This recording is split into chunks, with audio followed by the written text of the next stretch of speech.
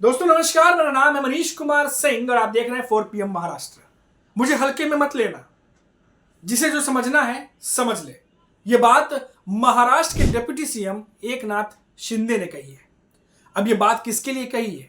क्या एमवीए गठबंधन के तीनों दल जो है, कांग्रेस या उद्धव ठाकरे की शिवसेना या शरद पवार की एनसीपी, क्या उनके लिए कही है? क्योंकि जब भी एकनाथ शिंदे उन पर हमला करते हैं तो वो नाम जरूर लेते हैं, लेकिन इस बार जो एकनाथ शिंदे ने बयान दिया है उसमें किसी का नाम नहीं लिया। उसने कहा कि जिसे जो समझना है समझ ले। तो क्या ये बात महायुति के भीतर ही किसी दल के लिए कही गई है? क्या ये देवेंद्र फडणवीस या बीजेपी के नेताओं के लिए तो नहीं कही गई है? क्योंकि इन दिनों एकनाथ शिंदे और बीजेपी के बीच दूरियां थोड़ी सी बढ़ी हुई दिखाई दे रही हैं। कारण आपको हम लगातार बताते रहते हैं, जो भी रिपोर्ट्स आती हैं उसके हवाले से खबर आप तक पहुंचाते रहते हैं। लेकिन इस हवा को और जोर क्यों मिली है? क्योंकि हाल ही में हुए 3 सरकारी आयोजनों में एकनाथ शिंदे नहीं पहुंचे हैं। बैठक तो छोड़ दीजिए, बैठक में तो पहुंचते ही नहीं है, जो लगातार रिपोर्ट्स आ रही है। अब वो सरकारी जो आयोजन है जहां उन्हें जाना चाहिए वहां भी वो नहीं पहुंचे। आगरा में आयोजन हुआ था, आपने देखा होगा, देवेंद्र फडणवीस पहुंचे थे वहां पर, वहां भी वो नहीं पहुंचे। खुद उनका जो ठाणे, उनका जो होम ग्राउंड कह सकते हैं एक तरीके से, ठाणे, जहां से आते हैं, चुनाव जीतते हैं, वहां भी छत्रपति शिवाजी महाराज की जयंती पर कुछ कार्यक्रम आयोजन किया गया था। खबर है, सुनने में आया है कि एकनाथ शिंदे वहां भी नहीं पहुंचे।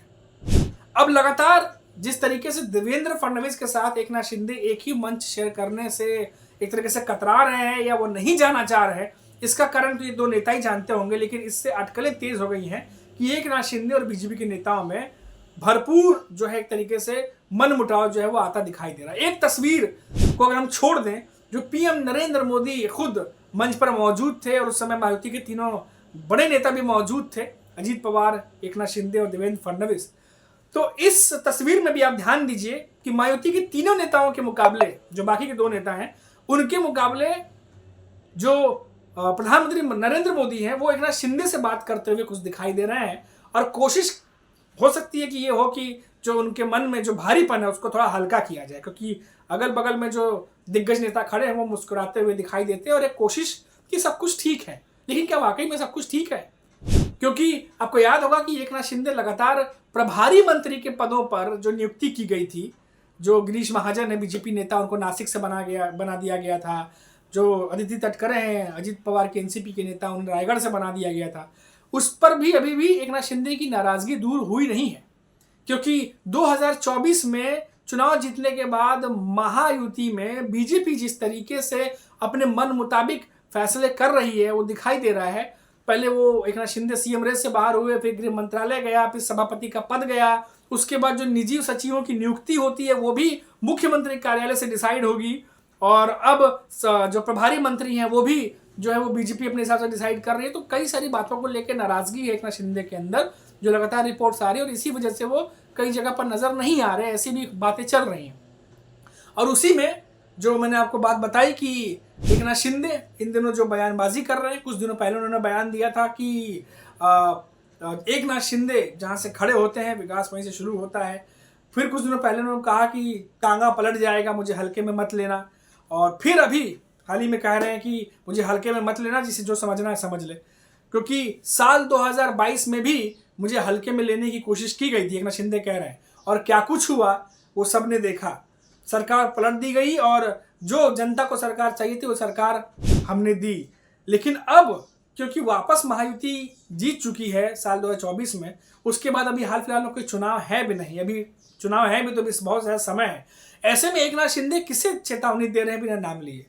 तो बार बार ये कंफ्यूजन की स्थिति बनी हुई है। कंफ्यूजन की स्थिति इसलिए बनी हुई है क्योंकि अगर बीजेपी या देवेंद्र फडणवीस से जो खबरें आ रही हैं पिछले महीने भर से, अगर वो नहीं आ रही होती तो साफ तौर पर एकनाथ शिंदे का इशारा एमवीए गठबंधन के नेताओं की तरफ होता। वो नाम नहीं भी लेते तो लोग गैस करते कि वो उद्धव ठाकरे की शिवसेना पे निशाना साध रहे होंगे या किसी और पार्टी पे निशाना साध रहे होंगे। लेकिन हाल फिलहाल में अभी कांग्रेस के नेताओं की तरफ से कोई ऐसी तल्ख बयानबाजी तो हुई नहीं है। शरद पवार के साथ तो अभी वो मंच साझा करके आए हैं। तो ऐसे में क्या उद्धव ठाकरे की पार्टी पे निशाना साध रहे थे? क्योंकि वो जब उद्धव ठाकरे की पार्टी पे निशाना साधते हैं तो नाम लेकर साधते हैं, वो तो खुलेआम साधते हैं। तो ऐसे में एकनाथ शिंदे जो ये कह रहे हैं कि मुझे हल्के में मत लेना, जिसे जो समझना है समझ लीजिए, क्या एक तरीके से बिना नाम लिए देवेंद्र फडणवीस और बीजेपी के नेताओं पर निशाना साधना हुआ, क्योंकि एक एक करके जो सीरियल वाइज तरीके से जो मैंने आपको घटनाएं बताई, इसके अलावा और एक जो घटना है जो लग रहा है कि एकनाथ शिंदे को पसंद नहीं आई है, और कारण है जो गणेश नाइक है बीजेपी के नेता, उन्होंने कहा था कि ठाणे में बीजेपी को जन संपर्क अभियान चलाना चाहिए, ठाणे में बीजेपी को अपने पैर पसारना चाहिए, वहां काम करना चाहिए, और वहीं पर जो है बीजेपी को ज़्यादा काम करने की जरूरत है। और ठाणे जो कि एकनाथ शिंदे का गढ़ है, जहां से वो लगातार जीतते रहे हैं, अगर सहयोगी दल के नेता वहां घुसने की कोशिश करेंगे तो क्या एकनाथ शिंदे की पार्टी के नेताओं को ये बात पसंद आएगी? कल को अगर एकनाथ शिंदे की पार्टी के नेता बीजेपी के गढ़ में घुस करके जनसंपर्क अभियान चलाएं और वहां लोगों से मिलजुल करके आगे बढ़ाएं, तो क्या बीजेपी के नेताओं को ये बात पसंद आएगी? क्योंकि गढ़ जो होता है वो एक पार्टी का गढ़ होता है, और कोई भी पार्टी ये नहीं चाहती कि कोई और पार्टी आकर के वहाँ सहयोगी दल के खासतौर से वहाँ आकर के, क्योंकि जो अपोजिशन में है वो तो कर सकते हैं, जो करते हैं, लेकिन सहयोगी दलों को अपनी एक बाउंड्री बनानी पड़ती है और वहाँ पर वो काम करते हैं। तो ऐसे में खबर ये भी आई थी कि एकनाथ शिंदे के कई नेताओं को ये बात अच्छी नहीं लगी जो गणेश नाइक ने बात बोली थी।